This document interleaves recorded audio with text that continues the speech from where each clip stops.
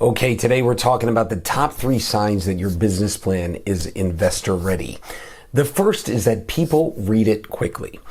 They go through the business plan, they flip through it. I always stress that it has to be concise, so it's something that it's not this big 90-page document that you're putting in front of them.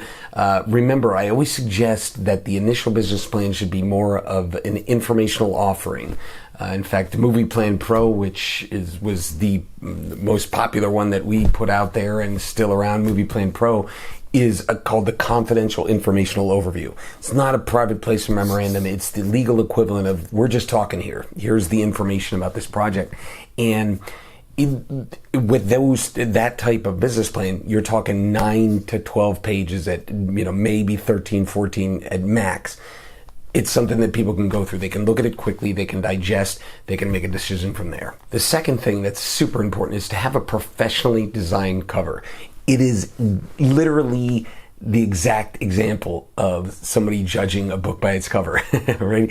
And if you slide a business plan across to me, which people have done, and I look and I see that you did it in like Microsoft Word or something like that, or you think you know Photoshop, so you put something in the back and then you put some word art on it or something like that, right away I'm going, they're not using professional people, they're not using professional designers. And that's what anybody's going to do. They're going to judge the book by its cover. So why not go get something designed professionally that looks like a movie poster? You don't need to have the actors that are in the movie because maybe you're still just putting it together.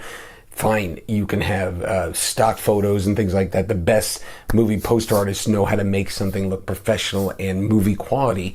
You need to have that right on the cover. And finally, super important, it all has to make sense. It all has to make sense in terms of the budget that you're raising when you're pitching a certain individual or a high net worth individual that is looking to make a movie of that budget and has the ability to invest in that type of budget range, the kind of film that they want to make. And the more you can make the business plan make sense, where you read it and someone goes, this is really smart. You're not just blue skying and going, we're looking to raise $3 million. I don't know how to sell it, but I think, we'll get into Sundance or something ridiculous like that. That's not a business plan that makes sense. Every aspect of it needs to make sense, which all goes to the film financing and building the project together. But when a business plan makes sense, people start to respond.